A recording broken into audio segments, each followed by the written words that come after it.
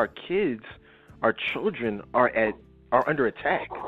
The black family is under attack. And one of the things in fact, a few things I want to talk to you about is police, gang violence, government. You just touched on parenting. In fact, one of the things, an ongoing series that I've done over the been on there for about 10 years, and one of our ongoing series is Saving Our Children, where we've discussed, Trayvon Martin, Mike Brown, Tamir Rice, Sandra. I mean, you name it, we've discussed it, and I want to kind of pick your brain on, how can we as educators, as mentors, activists, philanthropists, do a better job to help our youth avoid these hoax, the ADHD hoax, the potentially volatile confrontations with police, gangs. What can we as parents do? Well, unfortunately, and I hate to say this, but I'm a realist. And in the philosophy of Pan-Africanism, we believe in dealing with our political reality as it is. The truth of the matter is I believe that the black community has allowed white police to get so out of hand and negligent and reckless with their treatment of our people that it's going to take an all-out war to stop the abuse and the police terrorism of the black community. Yes, it's true. We probably cannot win a war against the police since they are financed, trained, and equipped are one of the most sophisticated armies on the face of the earth. But I want to be clear. We're not fighting the war because we expect to win it. Sometimes you fight to get your respect back. Sometimes you fight to let your enemy know that even though I cannot beat you, I'm no longer going to tolerate your abuse. And you might kill me, but it's going to take a lot out of you to kill me. And you're going to have to almost be willing to die yourself. So although you will win in the end, you need to think about whether or not it's worth it. Is it worth the pay that you're going to have to exhaust, the effort and pain that you're going to have to kick out to destroy me or to defeat me? And that's where we're headed. The police are out of control, and the black community is already under martial law. The police don't listen to the president. The police don't listen to the mayors. The police don't even listen to the chief. They do what they want. It is total anarchy as it relates to the police and the black community. And I really believe, based on the student of history, and I don't like to be reckless with my tongue when I discuss violence, but if I'm to be honest with you on this interview, I have to say that the only thing that is going to stop the current wave of police terrorism, abuse, and extermination against black folks is black men are going to have to arm up toe-to-toe and go to war with. Hundreds of us are going to have to die. Dozens of them are going to have to die in order for the government to step in order for the United Nations to step in and say, okay, enough is enough. America, you must deal with your ugly, racist police problem, which means some of us are going to have to sacrifice our lives in order to save millions of unborn black children. Now, let me ask you this, then. Now, a couple of things. On one hand, I mean, I agree with you, too, on that the police are out of control, absolutely, and police absolutely do what they want. But at the same time, this goes much higher than the police. This is an agenda in play. It's the billionaires that are calling the shots, that are laying the foundation for what the police end up doing. Would you agree with that? I would agree with that, but the police still has a mind of its own. When you understand terrorism, once the terrorist cell is created, it operates independently. It's given its financing, it's given its marching orders, and then it operates independently. If you study terrorist cells in the developing world, you will find that the cells don't actually answer directly to the person who created it. They answer to the agenda of the cell. So although your point is well taken, and I totally agree with it, and I do speak on that, the bottom line is your direct point of confrontation is not with the billionaire. It is not Donald Trump killing your children. It is not Hillary Clinton killing your children. It is not the Rockefellers killing your children. It is the police that are killing your children. You never do combat with the person giving the orders. The general is never on the battlefield often. He actually directs from a place of safety. So you'll never get to them anyway. When you fight a war, you have to be concerned with the battle plan of your opponent on the field, and that is the police. And there's no way around it. If we want to stop this shit, we're going to have to fight. So that's what I'm saying. If the strings are being pulled by the billionaires, how is fighting the battle? You missed my point. Once the cell is created, the cell operates independently. The police don't have to take any more orders. They've already been given their orders. You don't But fight. that's what I'm saying. How do we win the war? That's winning the battle. If you remember, you cannot win the war. I just said that. So I need you to listen to what I be saying. Number one, cells operate independently. Number two, you will not win a war against the police or the power structure that finances it. But you must go to war and win the battle in order for them to think twice about what they're doing. In other words, you must put them in a position where they themselves have to deal with loss of life. They themselves have to deal with loss of power. They themselves have to deal with loss of wealth so they may leave you alone. Let's go back to the third grade playground analogy. You keep being bullied by this kid. You cannot beat that kid. But guess what?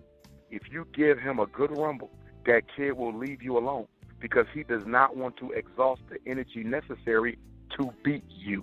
You cannot win that war as you are, but you can win a moral victory that forces them to back off because they understand that you are willing to die before you see another child lose their life.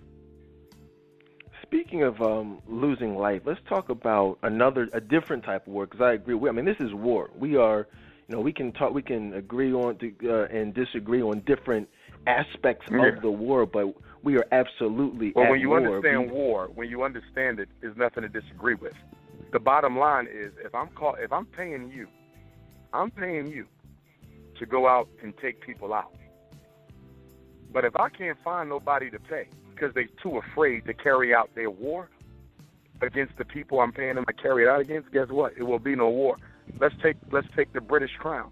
When the British sent troops into Zululand, the troops refused to fight Shaka's army. Shaka's army was too dangerous. They invented and perfected guerrilla warfare. So they said, we will not fight him. They waited until Shaka Zulu was assassinated by his two hating-ass half-brothers, and then they finally were able to overtake Zululand. So there's a perfect example of the powers that be giving out a marching order that the soldiers are not willing to carry out because it puts them at significant risk for defeat and loss of life. Remember, the soldiers do not have millions of dollars. The soldiers do not make the type of money that the power structure has. So the soldiers are going to think twice about their marching orders because they're not making millions of dollars a day. So we have even seen it in black history, and the Shaka Zulu situation is only one example of where the power structure or the billionaires, as you say, gave out orders that were disobeyed by the soldiers because they were not willing to face the threat. We're going to have to go toe-to-toe with the police to slow this shit down. Period. Point blank. End of story. Let me ask you this about going toe-to-toe. What about us, so many of us killing each other? What do you attribute that to, and what are some things that we can do to slow that down, the killing of each other?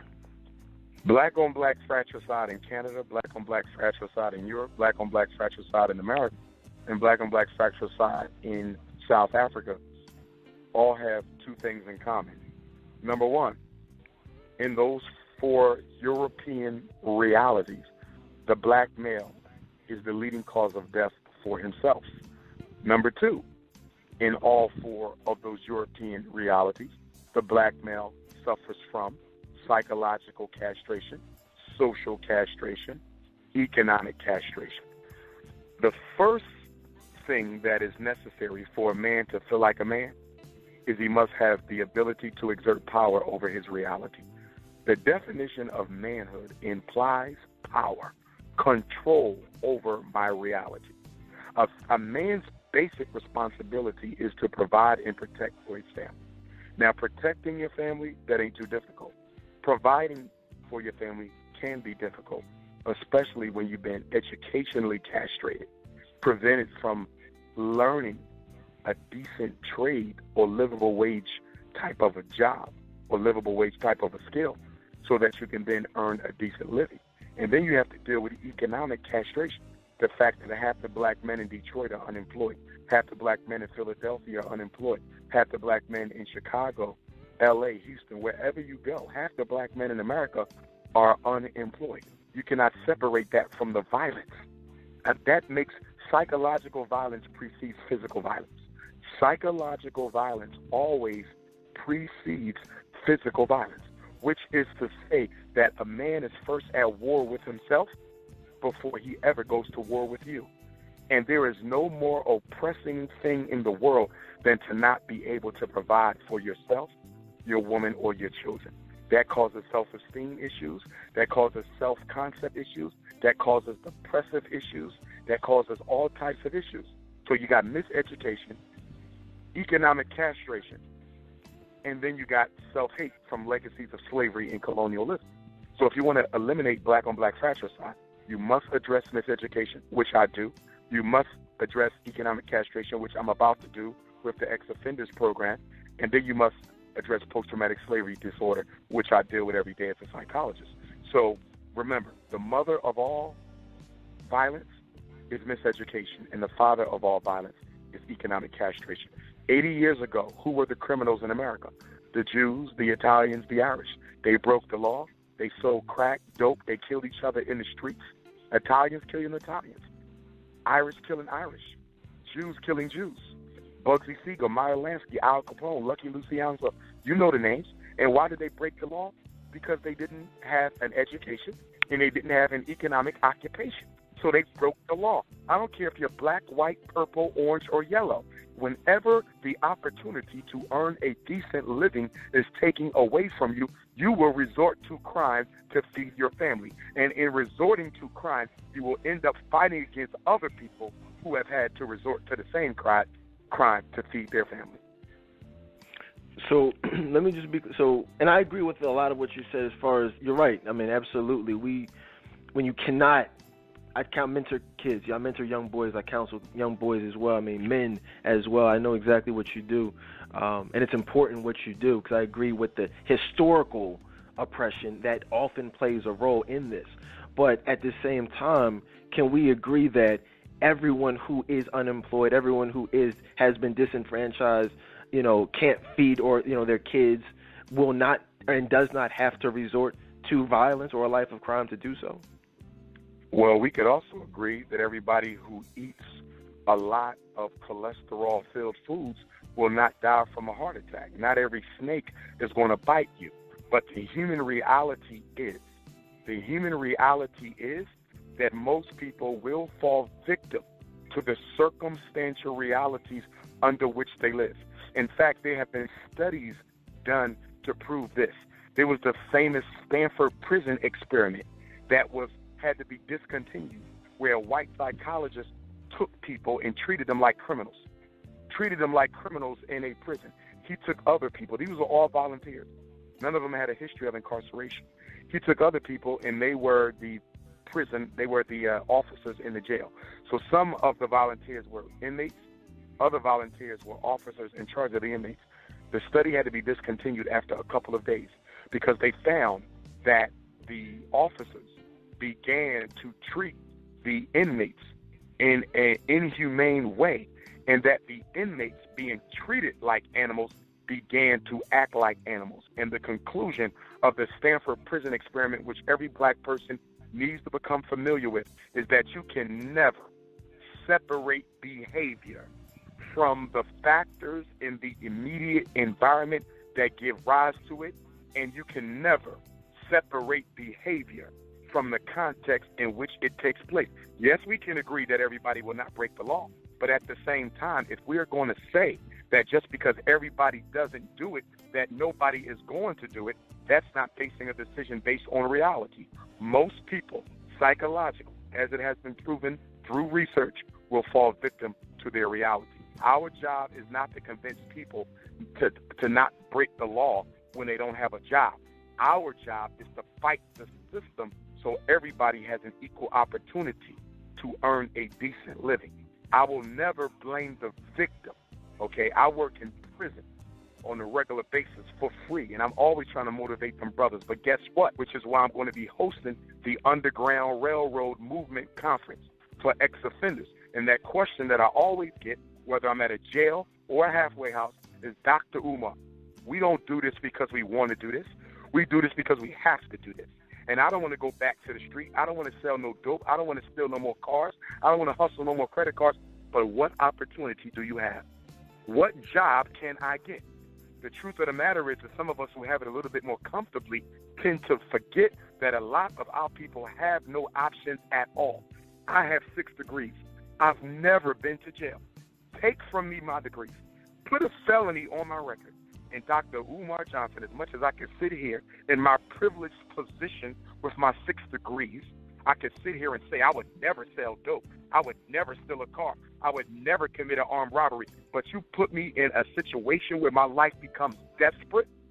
You put me in a situation where my family becomes destitute, and I will have to consider doing something that I never in my wildest dreams would ever think I would have to do, and that is break the law. I will not blame the criminal. I will blame the society that produces the criminal. Criminals are not born. Criminals are made. It is the society that is criminal, not the people. Gotcha. Yeah, Dr. Johnson, let's talk about entertainment a little bit, man, because we've spent a little bit of time talking about the government and the agenda at work right now. Let's talk a little bit about the entertainment industry and music.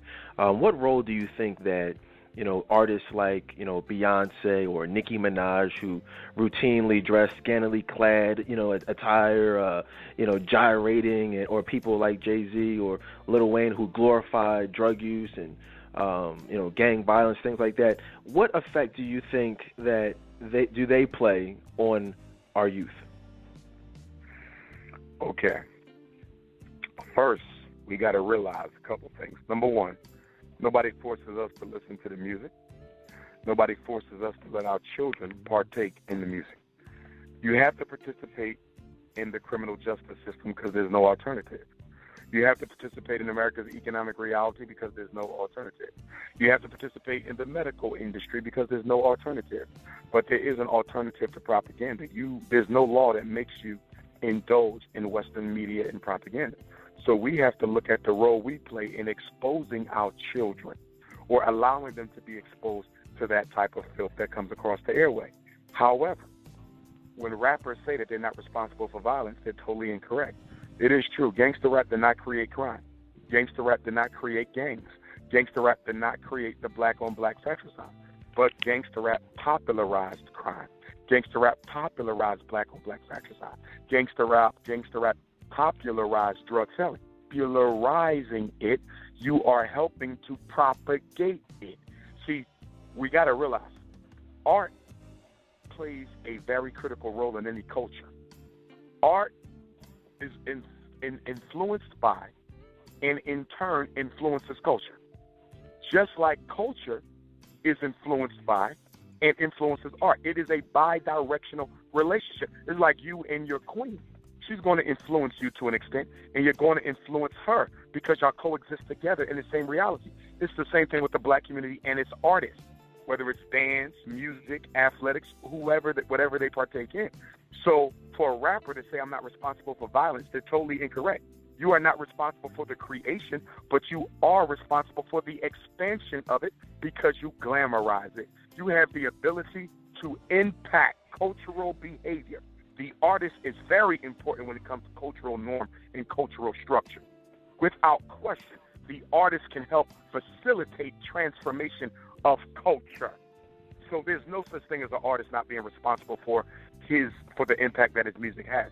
But let me say this. The only reason why Lil Wayne is a role model, only reason why Drake is a role model, only reason why any of these artists are role models, and I don't single any of them out because I deal with our problems systematically. It's not about individuals. It's about systems. We have a system in place that allows our rappers to create this type of filthy music with no community accountability. So it's the system that I'm trying to change. It's like it's the system that gave rise to a Barack Obama. Dealing with Barack Obama as the individual means nothing. There'll be 24 more Barack Obamas. He's just the first one, and the next ones will be worse than him. So we got to change systems, not individuals. You can switch out the president all you want, but if the institution that the president oversees has an agenda to exterminate black people, it doesn't matter who the president is. Now, with that being said, we also have a system in the community that leaves black boys in the hood without any viable, responsible role models in black males.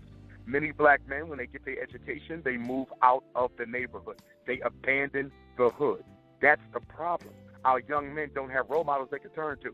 If a brother had a doctor if he had a dentist next door, if he had a business owner next door, even if he had a plumber or an electrician or a carpenter who taught him their trade, who took him with them on different business runs to where that young man could learn the trade, Lil Wayne couldn't influence that man. Lil Wayne could not influence him more than me or more than you, because he has time with us. A boy needs time. He wants that father figure. He wants that mentor. And if he has that, Lil Wayne has no chance against a living, breathing, in-your-face role model. The only reason why Jeezy and Lil Wayne are role models is because the black men in the hood abandoned it. And when there's no other role models to find, you find them on the TV and the radio. Yeah, man, you 100% right. I personally grew up with a great father, a great grandfather, uncle, you know what I mean, just tons of positive role models. And I speak on this all the time. Everything you said, I 100% agree with. We need more black role models, positive, heterosexual, strong black men to say, you know, I am your role model. I will accept that. I won't run from that title. I will embrace that role and show you that you don't have to. Jay-Z is nobody. Lil Wayne is nobody. And you're right. The system has been put in place to elevate these quote unquote role models in positions of power and influence, and it's systematically destroying the youth. And only we can change that. Now, you mentioned President Obama, which a lot of things you said, I mean, sometimes I feel like I'm alone, man. Like, I feel like people have been brainwashed by this guy. I mean, what are your thoughts on Obama as far as the role he specifically has? Because I agree with you. You know, there will be tons of Obamas coming. I absolutely agree. But specifically him, though, you know, what role has he played in, or lack thereof, of combating police brutality, of combating gang violence, or, you know, the agenda at place? President Obama is not responsible for doing anything significant to impact the black reality in the 8 years that he's been in office. Absolutely nothing. Any black person who tells you that Obama did stuff for black people is suffering from the illusion of inclusion. In other words, they will look at Obamacare and say he gave us Obamacare. But Obamacare wasn't for black people. It was for all people. And then they will say that Obama has to be president for the United States of America, not just black America. However, Obama did things just for gay people. He passed 3 major pieces of federal law legislation just for gay people. Everybody in America is not gay, but Obama did stuff just for the gay people. Everybody in America is not an illegal immigrant, but Obama did stuff just for illegal immigrants. Everybody in America is not Latino, but Obama did stuff just for Latino. Everybody's not a white woman, but Obama did stuff just for white women. It's only when black people ask, when is the president going to do something for us, he has to be president for everybody. But other than that, it's okay for him to be president for gays. It's okay for him to be president for Latinos. It's okay for him to be president for white women. It's okay for him to be president for illegal immigrants. But when it's time for him to be president for black people, he has to be president for everybody. I am not a fan of Obama. I'm not a fan of any Negro facing high place, because when you study the rise of the black politician, you will see that it has existed parallel to the demise of the conditions of black people. You will also understand and find out as well that black people are in love with Obama, not because he did anything, but because he got accepted by white people. So you got to understand something. Black people, most of us, our pursuit of happiness is the pursuit of integration. Our pursuit of integration is the pursuit of acceptance by white people. Black people want to be accepted by white people. That's why we move into their neighborhoods. That's why we marry their daughters. That's why our black scholars teach at white universities, but they so proud to be black. You see, so we are in love with white folks, and we want to be accepted. And Obama is such a hero to black people, not because he did shit. Obama is a hero because white people made him president.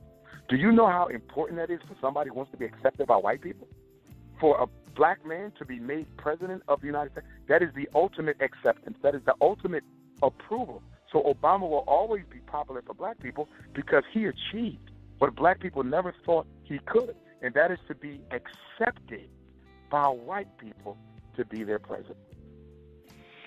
Yeah, man, it's very unfortunate, and I'll be quite honest with you, man. I mean, aside from myself, I personally can't think of anyone, because everything you just said, I say literally 7 nights a week here on this particular show, and can't think of another black person that shares those views about Obama, and we've been brainwashed for the exact reason that that's one of many reasons why we've been brainwashed.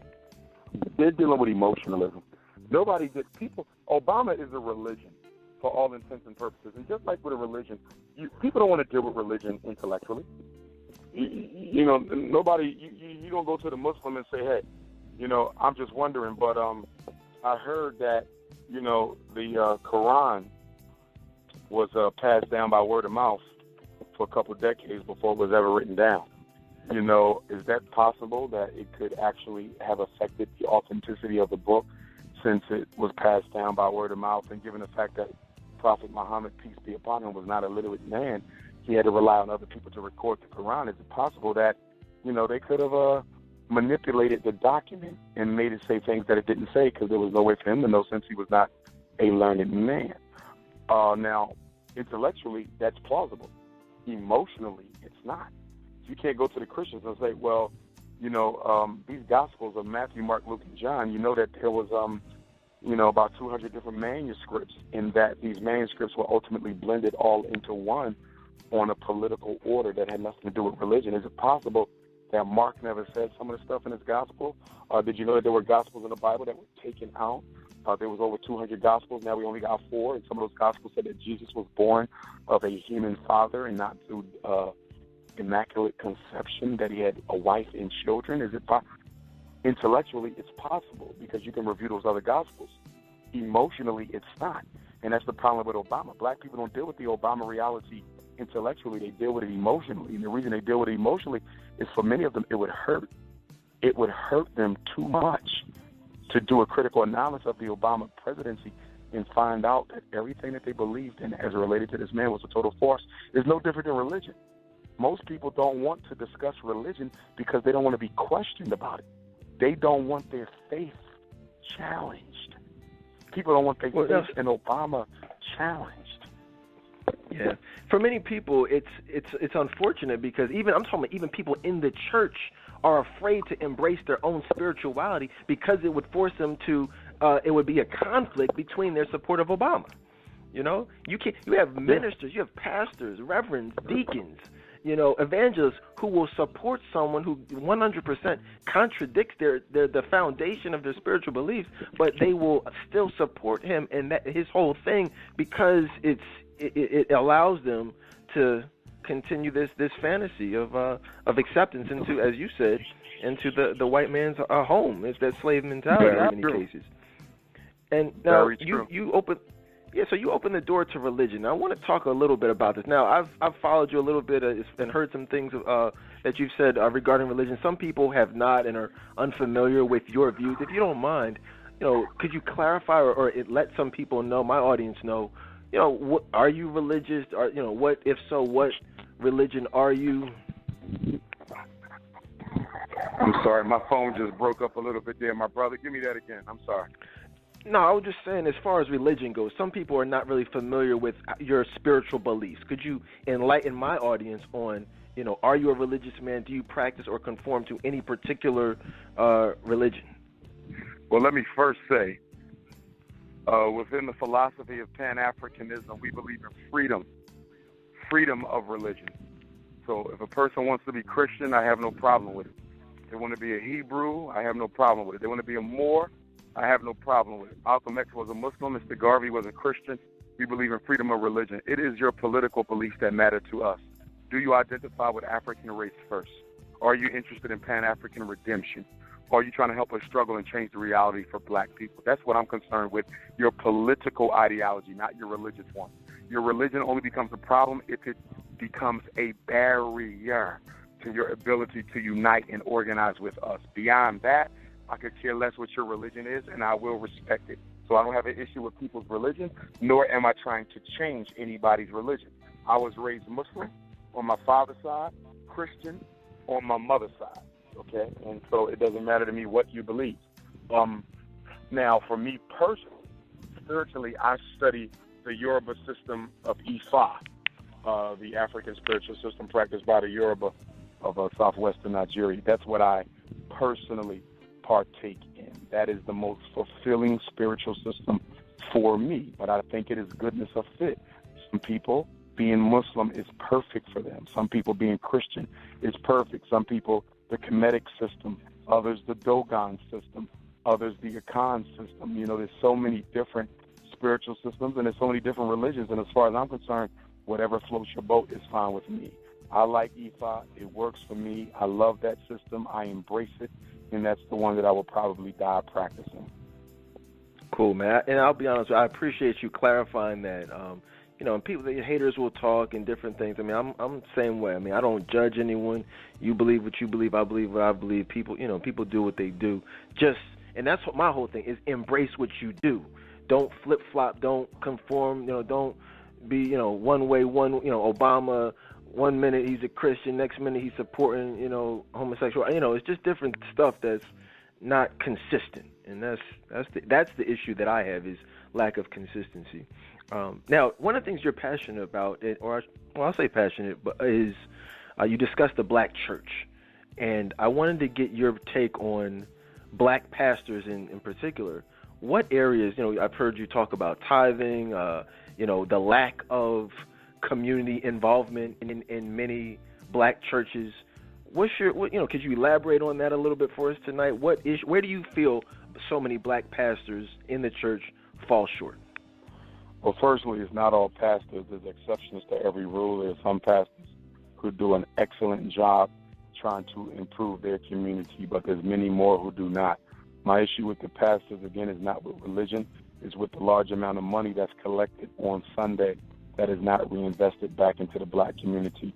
We give the black church nationally no less than $13 billion, I believe it is, every week. $13 billion every week. With that type of money, it is absolutely no excuse as to why we don't have our own institutional infrastructure. There's no excuse that we don't have our own banks. We don't have our own schools, supermarkets, gas stations, hospitals, airlines, distribution networks. It's no excuse for that whatsoever. So my problem with the black church economically, because it has nothing to do with religion, I'm dealing with it politically and economically. My problem with the black church is they take far too much money away from black people and give them very little in return. It makes no sense for us to be building a $10 million house of prayer when we don't even have a $1 million school. How can you build a $10 million house of prayer? We don't even have a $500,000 supermarket. How can you build a $10 million house of prayer? We don't even have a $2 million distribution network. So my issue with the black church is one of economic exploitation by way of religion.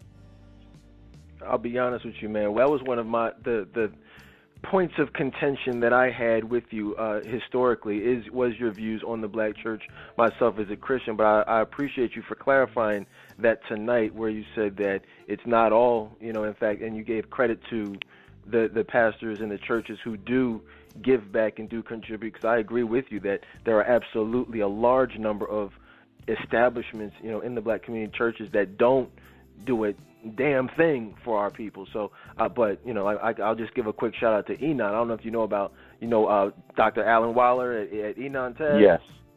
Yes. So you already know he gives back, and so that's my church. And I would say that, you know, people like that are, you know, few and far between. So I appreciate. Oh, you're based in Philly, my brother.